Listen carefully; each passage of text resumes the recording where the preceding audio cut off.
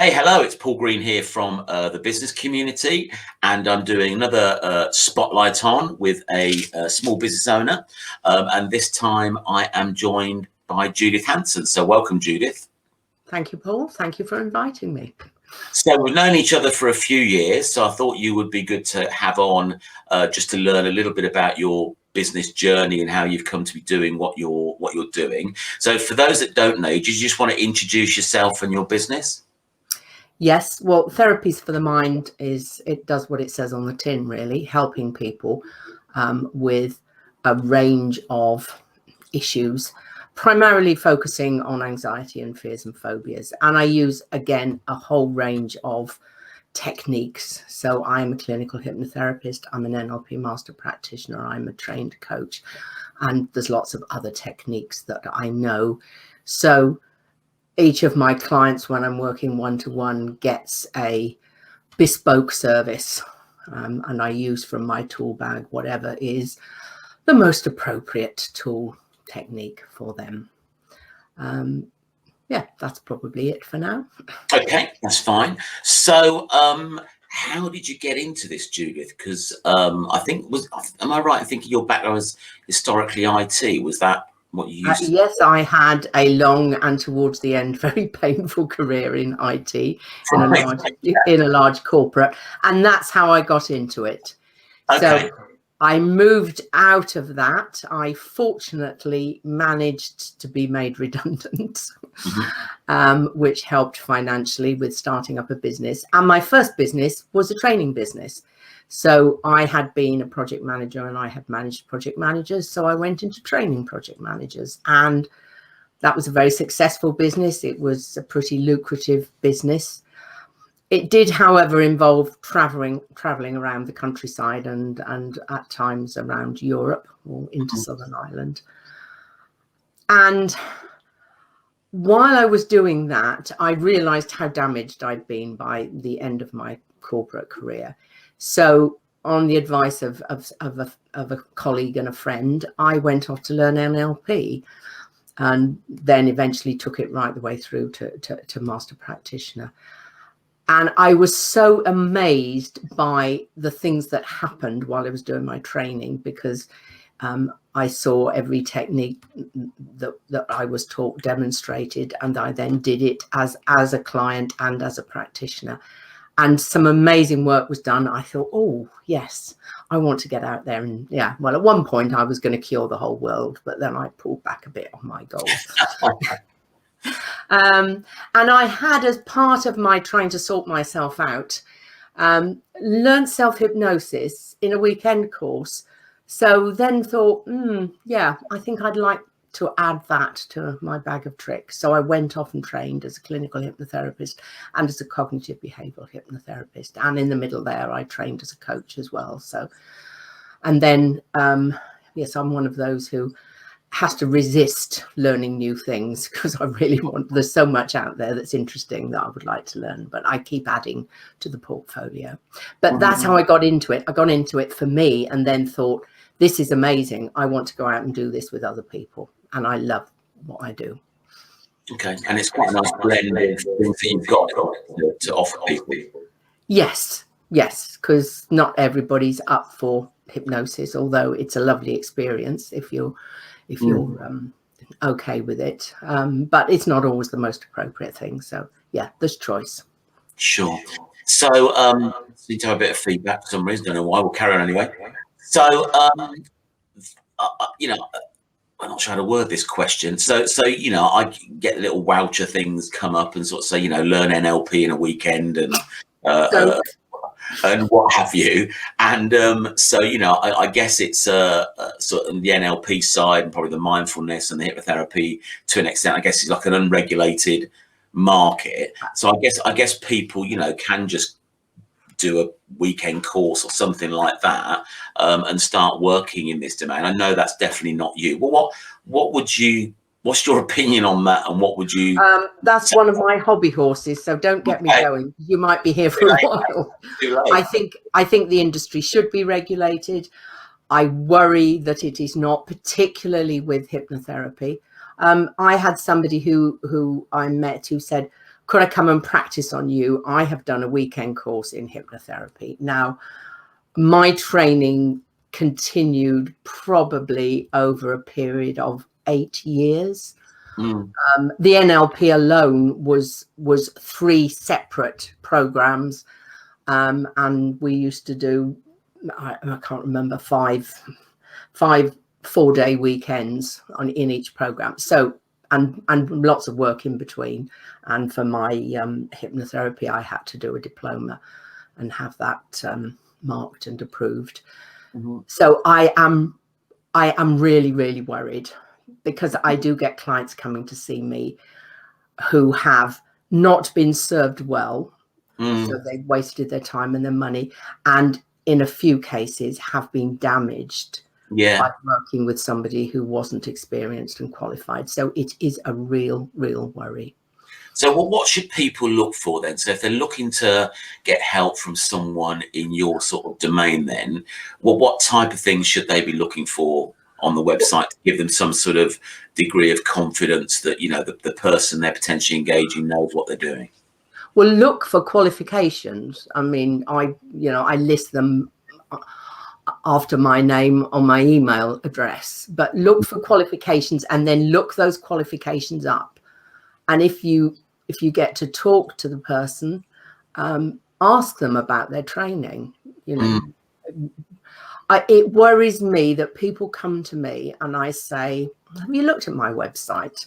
And they haven't. They've found me online through a variety of ways, and they haven't looked me up. They haven't checked me out. Now, I can tell them all those things, but, you know, not everybody has the qualifications to talk about. So do some research, look at the qualifications, talk to several people or investigate several people, because it's important that not just that they're qualified, but they're right for you and that what they do is right for you.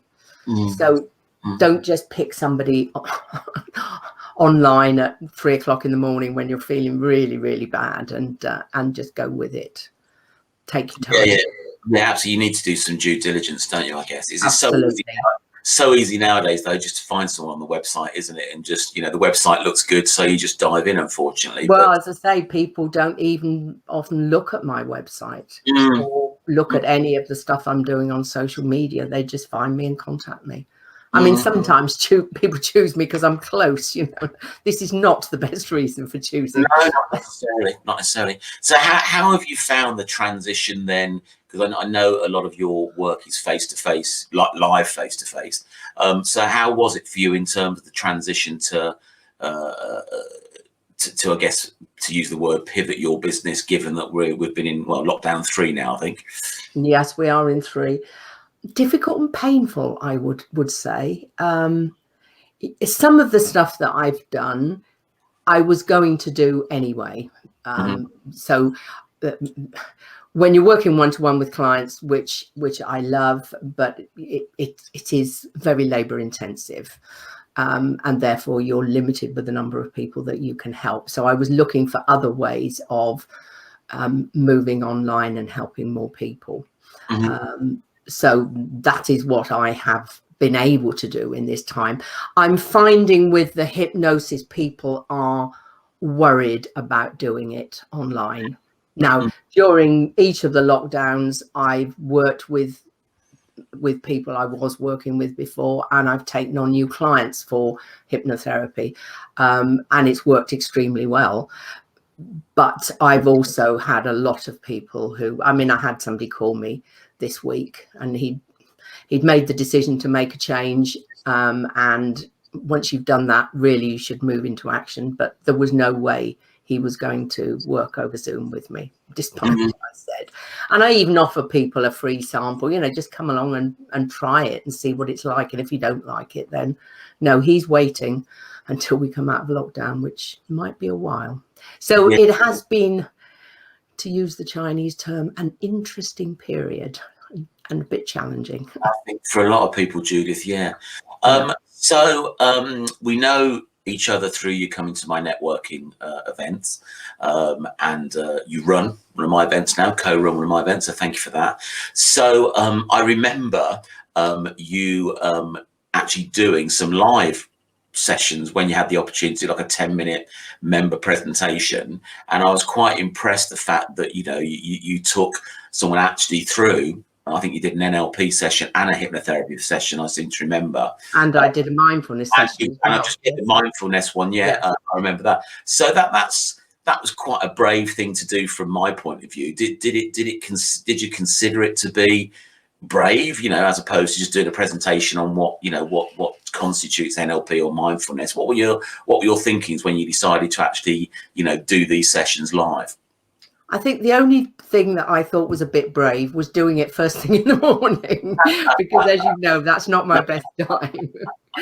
But in terms of, I have confidence in what I do. I know it works. I have, evidence from, hundreds of clients that it works. So yes, it's doing it in a slightly different session, and yes, it's not for everybody, but, as you know, Paul, one of the things you have to do, whatever business you're in, is stand out from the crowd a bit. Yeah. And, 10-minute presentations early in the morning need to be really, really riveting. So I just thought, what can I do that's a bit different and maybe make people... And I found, interestingly, that I got much more interaction, particularly after the meeting. People would come up and ask me questions or tell me about their experiences than you would normally do if you'd just done a straight presentation, unless it, as I say, it was riveting or very pertinent to somebody. No, I thought it was great to actually see it in action, and an experience, a session in those three areas of expertise you have was just a superb way of doing it. And I think they definitely went down well. So I asked people on these sessions, what's your why? What gets you out of bed in the morning? What drives you? What would you say your why is? My why comes from what I was talking about, the evidence. If you can take, I don't know, just to take an example client, somebody who could not even speak to me on the phone or drive herself to her first appointment because of her extreme anxiety, in 5 sessions later, she was able to do all of those things and more. She was able to go out and socialize. She was able to drive wherever she wanted to. She drove herself to sessions. And in her testimonial, she said, "You've given me my life back." Now, if that doesn't get you out of bed in the morning, nothing's going to get you out of bed. Absolutely. Absolutely. It's just a wonderful thing to be able to do. Yeah. So we're in troubled times at the moment as we're doing this recording. And as we mentioned before, lockdown 3. I believe it's having quite an impact on people's mental health. And I think anxieties and stress for some people is certainly increasing during this time, as the they've got no outlet, have they? Really, not going to work, they're not socializing, so it's all potentially bottling up whilst they're inside their 4 walls or whatever. What are your thoughts on that, and what would you say to people that are feeling that way? What should they do? My thoughts on that are pretty much the same as yours, and I think it applies across the board. I mean, at the weekend I worked with one 12-year-old. And I also did some recordings for a 5-year-old, which is about the earliest age that I start. And they are both suffering hugely from the current situation and being at home and not being able to go out and play with their friends. But it's right the way through. I think we are facing a real threat. So there is good reason for being a little bit anxious and therefore being cautious. But on top of the COVID threat, there is the economic effect of redundancy, loss of job, lack of money, etc. And there is the social threat. We are social beings, and we need to mix and hug and do all of those lovely things, and people are craving it. So if you are struggling, the hardest step of all is to admit that you are and that you need some help. Because even I, if I'm struggling, will turn to somebody else. And I obviously know lots of people in the trade. So I will, have a coaching session or even a therapy session if I am struggling. And I've got all the tools and techniques. So, it is not a sign of weakness to ask for help. It is, in fact, a sign of strength that you've admitted you need some help. And then once you've made that hard decision, take action. But as I say, take it cautiously, do your research, as you said, do your due diligence, and look for the person that's right for you and the therapy that's right for you.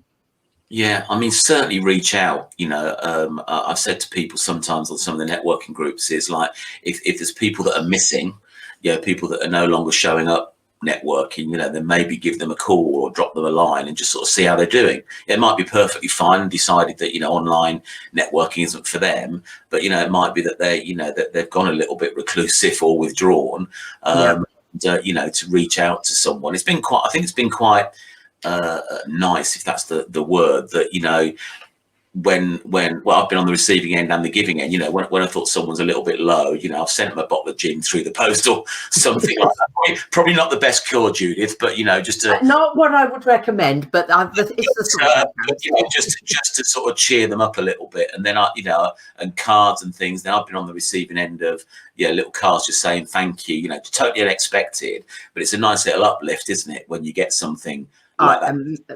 Me too. And I have a sort of personal list of people that if I haven't heard from for a while, I will make contact with. And for anybody else, I am still offering, I've started it in the first lockdown, a free half-hour session. So if you just want to come and talk, because I think one of the problems is we sometimes just need to offload. Often we need to offload about, work or personal circumstances, and we don't actually need anybody to do anything. We just want to brain dump, and I'm very, very happy for people to do that. They can book a half-hour session with me. If they want more than that, then if they want actually some ideas about how they can help themselves, I'm happy to do that in the half hour as well. So I'm making myself available for free if people need somebody just to talk to. Excellent. It was funny the other day, I got acknowledged in one of my meetings for just having a chat with someone. They said they felt a little bit low and they appreciated, the call. And to be honest, I didn't even know. Well, I'm just having a chat with them as I normally do, and a laugh and a joke, and putting the world to rights. And I had no idea that particular person at that time was feeling low, but they cause they never said anything specifically. But obviously, just that half an hour chat was enough to perk them back up again. So sometimes it can just be simple things, can't it? Just a chat, just being listened to, shoulder to cry and ear to bend, something like that. Just social contact, as I said before, with social animals, and we need that. It is necessary for our mental and emotional health. And I think we're going to have some huge problems post all of this in terms of mental health. And unfortunately, the mental health services available are very few and far between. Well, they're all pre this. They were already under a lot of strain, weren't they? Hugely underfunded. Definitely a Cinderella service, and GPs who used to be able to, sit and listen and maybe give a bit of help. Now, just reach for the prescription pad because that's all they can do. Yeah. Well, let's hope the government sort of notices that and does something after this to, bolster that industry, really. Yes, let's hope. But I'm a bit worried about the finances of all of that. Well, yeah, it's all got to be paid for somehow, Judith, hasn't it? At the end of the day, so yeah, absolutely. So we've touched on it a little bit, but I'll give you another chance to sort of touch on anything else. So what would you say makes you different from your competitors? Because there's obviously other hypnotherapists, people out there, and mindfulness people and NLP practitioners. What would you say makes you different from your competitors?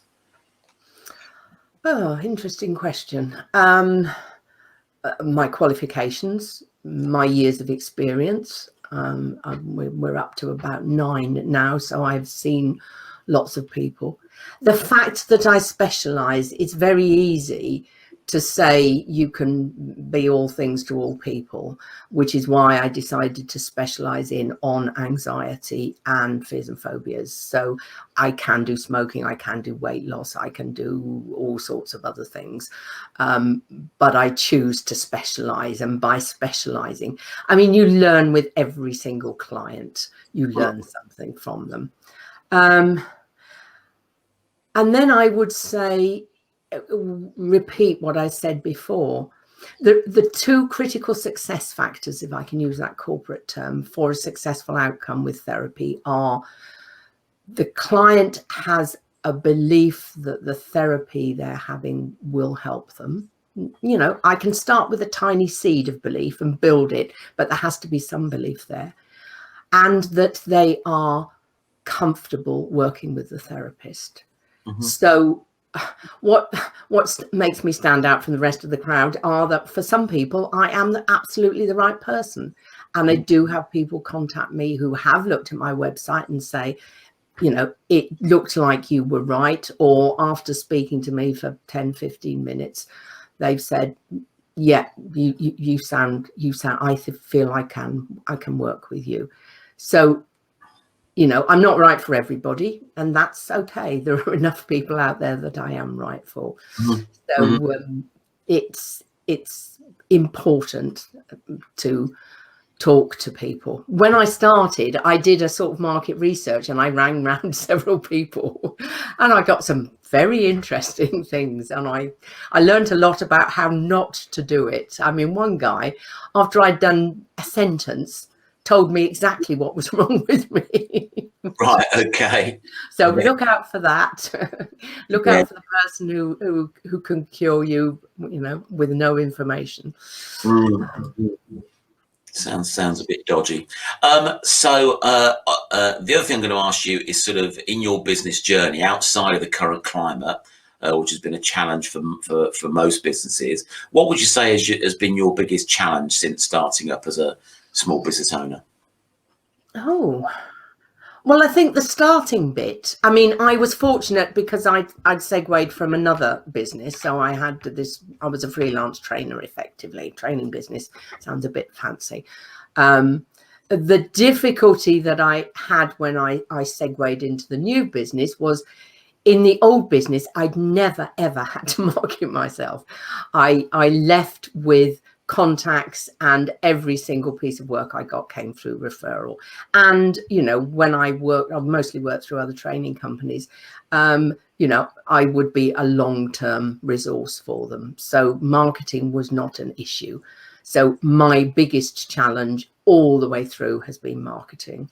And in support of what you do, Paul, I found the thing that got my business off the ground was networking. Now, I didn't find you first, and that was my mistake, but I found you fairly quickly. And again, with networking, you need to find what works for you and what's right for you. Yeah, but through that, I made lots of contacts, and I got work either from the people I met or from referrals from the people I met. But you do have to be patient.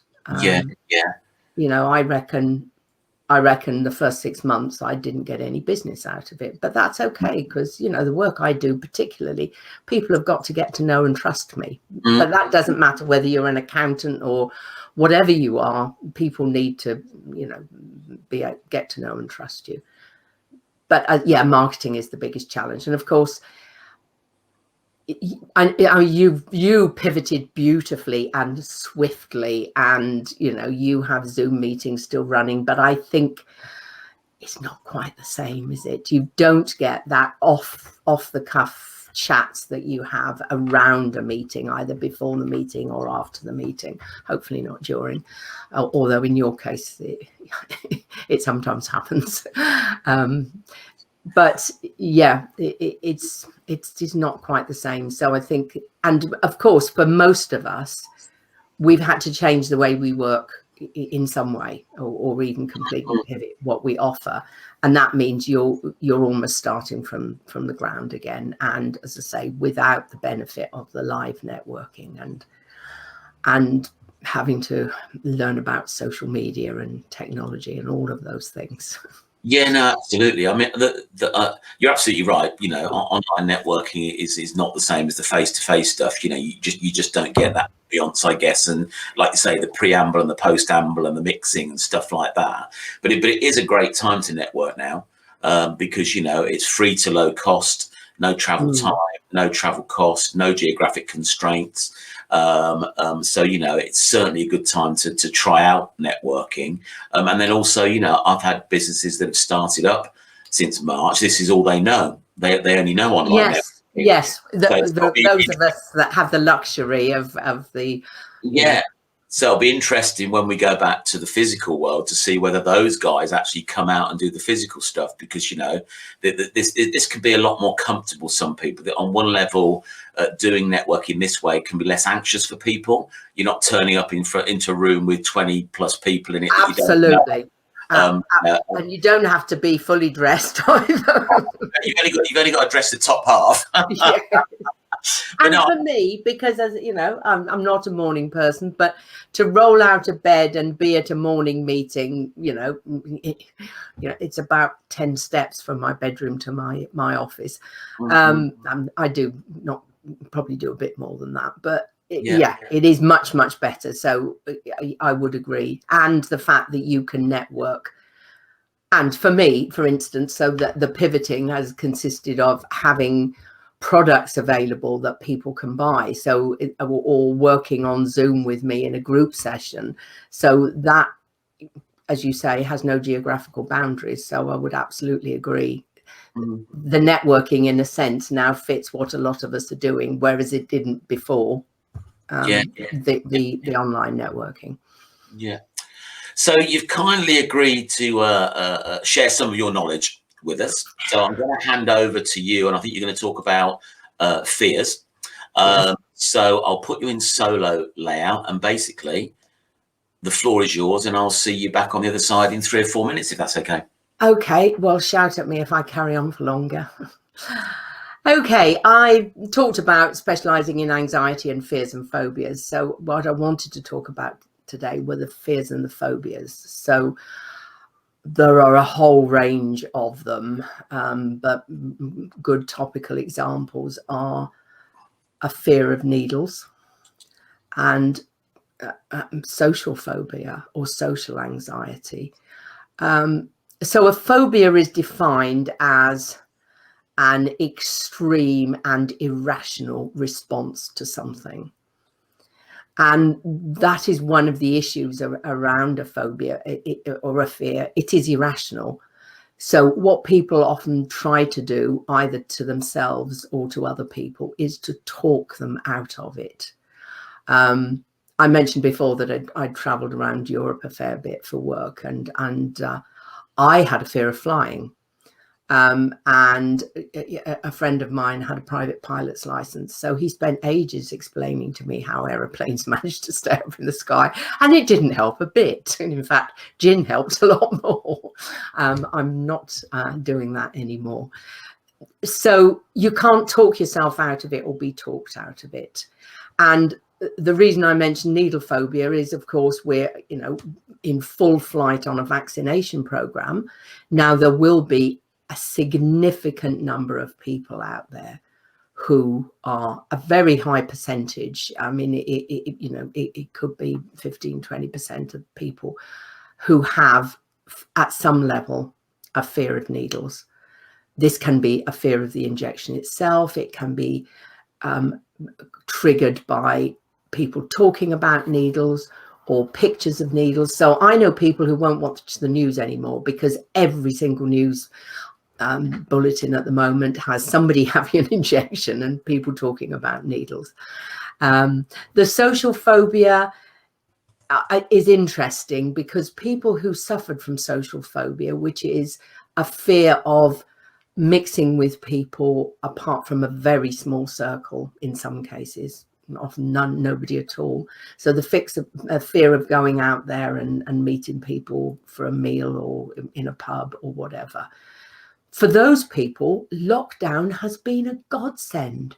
The government is telling them to do what their their mind and their body and everything is telling them they want to do, which is stay indoors and not go out and not talk to anybody. Now they are going to have huge problems when we get back to some degree of normality. But I think also the fact that people have been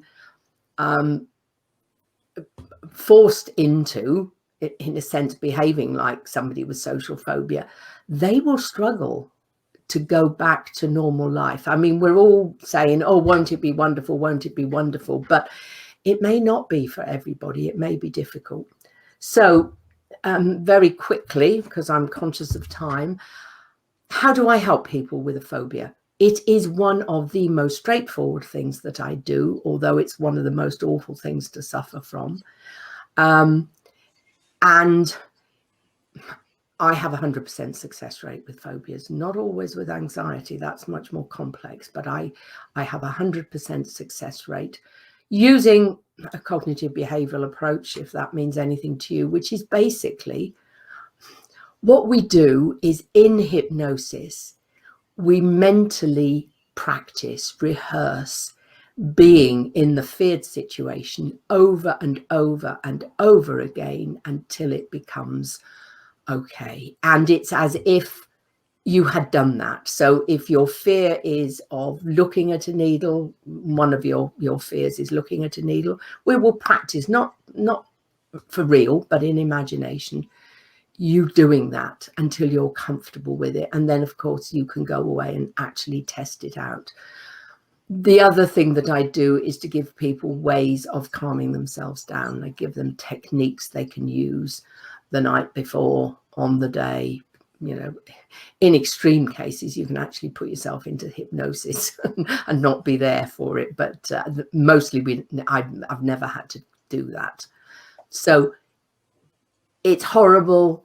It will prevent you, if you suffer from it, from getting the vaccination, which is important for all sorts of reasons. And it is very easy to sort out. And in fact, I'm going to be running group programs. I'm beta testing one this month, and I'm going to be offering group programs to help people get over their needle phobia. And I will follow that with social phobia. So back to you, Paul. Okay, thanks for that, Judith. Yeah, very real issue at this current. Absolutely, very topical. Yeah, very topical. So one last thing that I ask people: if you were just to give one top tip for any business owner out there, maybe from your own experience of running a small business, what would that top tip be? That top tip would be find help. For most of us, we start as a one-man band and we have to do everything. You know, not only what we do, but we have to do the financial side, the marketing side, the legal side, certainly if we start employing people. And you can't be an expert in everything. And what I found with networking is that people are exceedingly generous with help. Because when you start out, you haven't got a lot of money, so you can't necessarily employ an accountant or whatever. But people will help you and will have low-cost ways of making life easier for you. So don't be afraid to ask. The big advantage of networking is we've all been there and we all remember what it's like. It's not the sort of thing you forget. So we're all very, very happy. I mean, I have often at networking meetings met somebody new and offered to chat to them over the phone separately because, you know, I had a lot of help in the beginning and I know that there's help there if I need it now. So ask for help. Absolutely. Yeah. You don't do it alone. It can be really difficult running your own small business. You know, I think a lot of people say, you know, it's lonely at the top. So it's lonely at the bottom as well. Probably even lonely at the bottom. But yeah, you know, just go and get in touch with people. You know, certainly in networking communities, you're going to find people that, you know, will help you out without generating an invoice for that sort of help. Yes. Because I think we all want to sort of like pull people up with us, don't we? Hopefully, or that's they're the sort of people that I like to hang around with anyway. So absolutely. And it's payback for what you got when you started, you know. Absolutely, yeah, absolutely. So people can get in touch with you, judithhanson.co.uk. That'll have links to your social media platforms on the website as well. It's definitely worth getting in touch with you, with Judith. You share quite a few videos on your social media platforms, which is, you know, useful, informative, engaging. So, you know, tune in to Judith if you can. If you've listened to this or watched this, then connect with her. I'm sure she'd love to have a connection. So that's it, Judith. I'm done with you. Okay, so thank you. Thank you very much for your time today. Absolutely my pleasure, Paul. I've enjoyed it.